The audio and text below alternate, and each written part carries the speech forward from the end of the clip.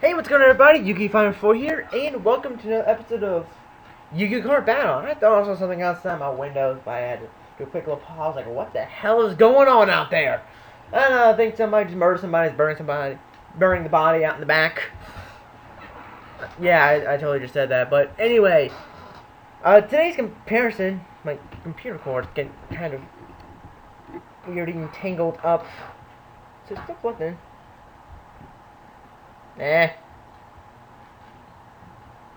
I'll check later. Yeah, it is. What the hell? That was weird. Anyway, so today's episode of Yu-Gi-Oh! Card Battle is going to be a nice little comparison between an old card and a new card. It's going to be a very old card that came out in Pharaoh Servant. See if you can actually think about this for a second. And the new card is not new, but it came out in the 5Ds era, so it's new, but it's not.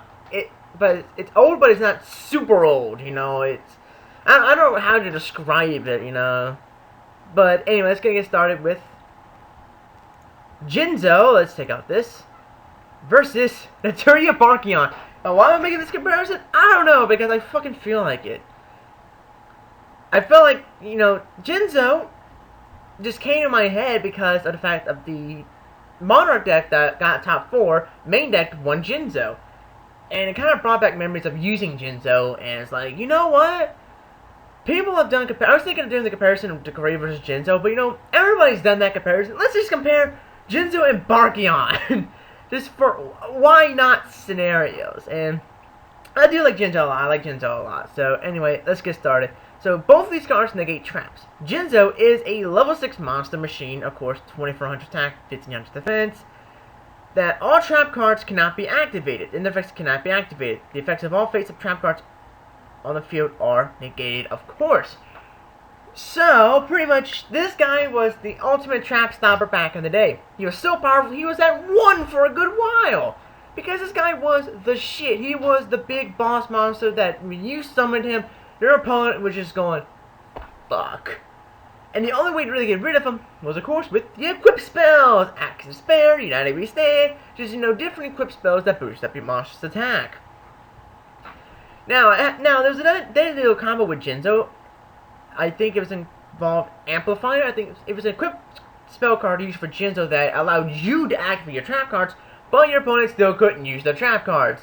And I think it gave your Jinzo a 500 boost as well. So it was a pretty nasty combination with Jinzo.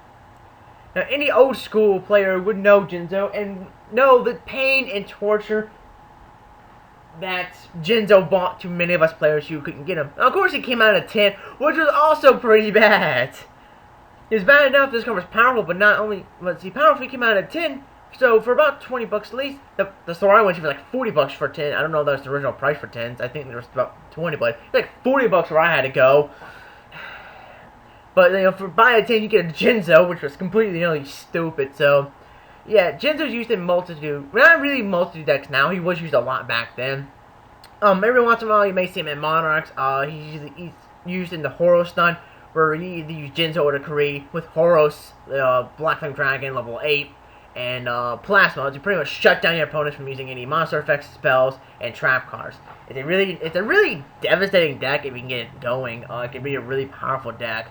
But, you know, Jinzo is just that powerful card. He's gotten support over the years as Jinzo Returner and I think Jinzo Lord. So he's gotten some pretty cool support over the years. But Jinzo just doesn't see a lot of play because he's kind of slow now. But I want to give props to the guy, I don't remember his name, for getting top 4 with the Monarch deck, playing Jinzo. I was like, what is this? Because I haven't seen Jinzo except like a Jinzo deck.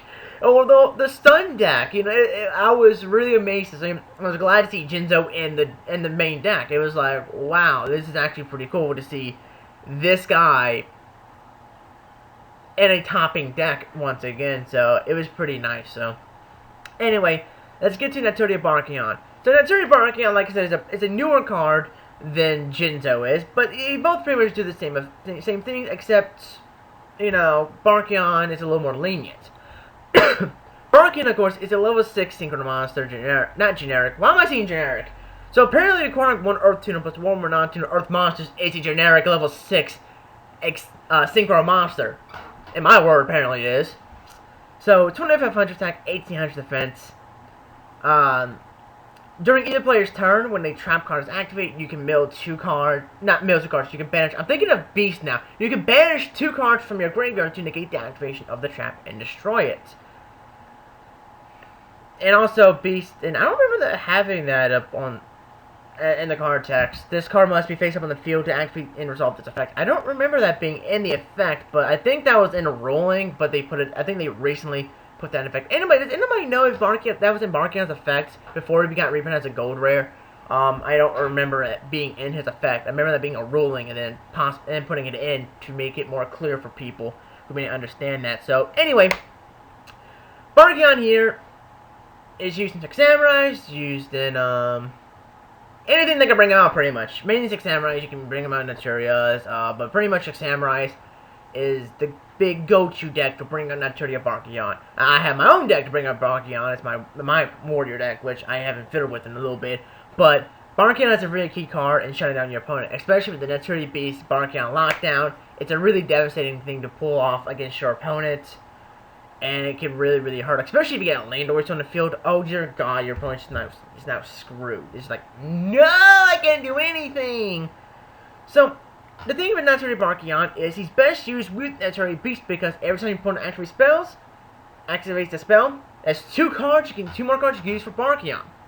Now the thing about Barkion that is still a fantastically good card, but kind of limits him is the fact that he's reliant on the graveyard. And 9 out of 10 times, unless you're playing a Lightsworn deck, your graveyard is going to be a lot more smaller than the deck. So Naturia Beast will have officially more targets than Naturia Barkion. So it's kind of his big limitation there versus Naturia Beast, because Barkion has a limited supply. Just like Beast has a limited supply of the deck, but the graveyard is always 9 out of 10 going to be less cards than the deck it's going to be. Unless you're playing a Lightsworn or mill-based deck. But other than that, it is going to be less. The biggest thing in Naturia Barkion, and I forgot to mention with Yugioh, which both these cards cannot negate counter trap cards. You know, there are people who still, mainly beginners, I see this, which is perfectly understandable because it just says trap cards. There's not specifying what type of traps, so it is understandable for beginners. But for any beginners maybe watching this, Barkion, Yugioh, stuff like that cannot negate counter trap cards because they are too fast. They are too fast, too furious for these cards to handle. Because these are spell speed 2 cards, and counter traps are spell speed 3. So that's another limitation on Barkion, but this thing will probably be limited. Maybe even banned if it could stop counter trap cards. That would be really too stupid. Also, one other thing is that Naturia Barkion is hurt by skill drain, where Yugioh, versus skill drain, it's a very touchy subject between by some people. So I want to clear this up real quick. That Yugioh in skill drain. If Yugioh's on the field already and skill drain is not active, your opponent cannot activate skill drain.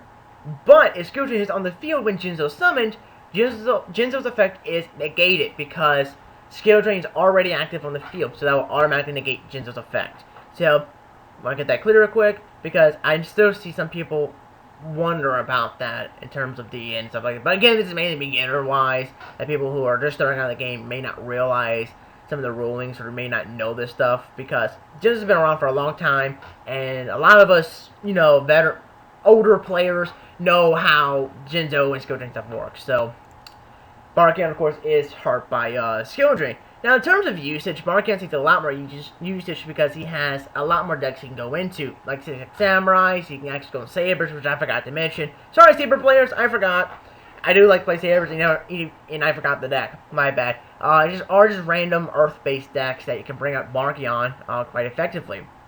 Yugioh, on the other hand, is a little bit slower because of the fact that he has to be tributed, so he's limited in the decks he can play. Just like Barkion is limited in the decks he can play.